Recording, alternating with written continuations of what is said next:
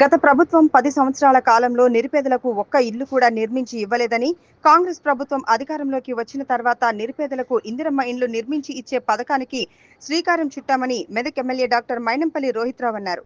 మెదక్ జిల్లా చినశంకరంపేట మండలం కొరివిపల్లి తాండాలో Medak MLA doctor Mynampally Rohit పర్యటించారు. ఈ సందర్భంగా ఆయన సేవాలాల్ దేవాలయంలో ఆయన ప్రత్యేక పూజలు నిర్వహించారు. అనంతరం లబ్ధిదారుల ఇందిరమ్మ ఇళ్ల నిర్మాణానికి భూమి పూజ చేశారు. వరి నాట్లు వేస్తున్న అక్కడి మహిళా రైతులను పలకరించి వారి సమస్యలను తెలుసుకున్నారు. అనంతరం ఆయన మాట్లాడుతూ కాంగ్రెస్ ప్రభుత్వం వ్యవసాయానికి పెద్దపీట వేస్తుందని, రైతులంతా కూడా సన్న రకం ధాన్యాన్ని వేయాలని వారికి సూచించారు. కాంగ్రెస్ ప్రభుత్వం అధికారంలోకి వచ్చిన తర్వాత పేదోడి సొంతింటి కల నెరవేర్చేందుకు ఇందిరమ్మ ఇల్లు పథకం ద్వారా ఇందిరమ్మ ఇండ్లు నిర్మించడం జరుగుతుందని తెలిపారు. రైతుల కోసం రైతు రుణమాఫీ, రైతు భరోసా వంటి పథకాల ద్వారా రైతులకు ఎంతో మేలు చేకూరిందని ఆయన తెలిపారు.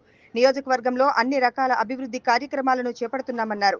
గత ప్రభుత్వం అభివృద్ధిని పట్టించుకోలేదని మండిపడ్డారు. ఈ కార్యక్రమంలో MPDO Damodar, housing AE Lokesh, Jangarai society chairman Srinivas Reddy, మాజీ ఎంపీపీ అరుణ ప్రభాకర్, కాంగ్రెస్ పార్టీ మహిళా విభాగం జిల్లా అధ్యక్షురాలు భవానీ, కాంగ్రెస్ పార్టీ మండల అధ్యక్షులు సానా సత్యనారాయణ, రాజిరెడ్డి, యాదవరావు, పుల్లారావు, రమేష్ గౌడ్, ఉదయ్ కుమార్, మోహన్ నాయక్, చిరంజీవి, బెండు కృష్ణ, శ్రీనివాస్ గౌడ్, రామచంద్రం, భరత్ కుమార్, నవీన్, నర్సింలు తదితరులు పాల్గొన్నారు.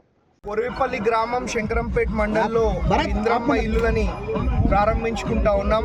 మరి మీ అందరికి తెలిసిన విషయమే, గత 10 ఏళ్లలో కనీసం ఒక్క ఇల్లు కూడా ఇయ్యని చరిత్ర గత ప్రభుత్వంది, గత పాలకులది అని చెప్పి తెలియజేసుకుంటూ, మరి ఉట్టి ఇందిరమ్మ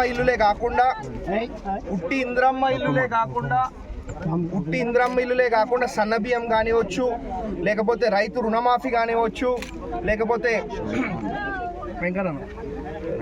రైతు భరోసా కానివ్వండి, ఇవన్నీ కూడా అంటే అభివృద్ధి సేవా సంక్షేమ కార్యక్రమాలు చేసుకుంటూ మరి శంకరంపేట మండలిని కానివ్వండి, మరి చుట్టుపక్కల ఉన్న గ్రామాలను కానివ్వండి, అన్నిటినీ కూడా బ్రహ్మాండంగా అభివృద్ధి సేవా సంక్షేమ కార్యక్రమాలలో ముందుకు తీసుకుపోతామని చెప్పి మరి మా ప్రింట్ అండ్ ఎలక్ట్రానిక్ మీడియా సోదరులకు కూడా ప్రత్యేకంగా పేరున ధన్యవాదాలు తెలియజేసుకుంటూ థ్యాంక్ యూ.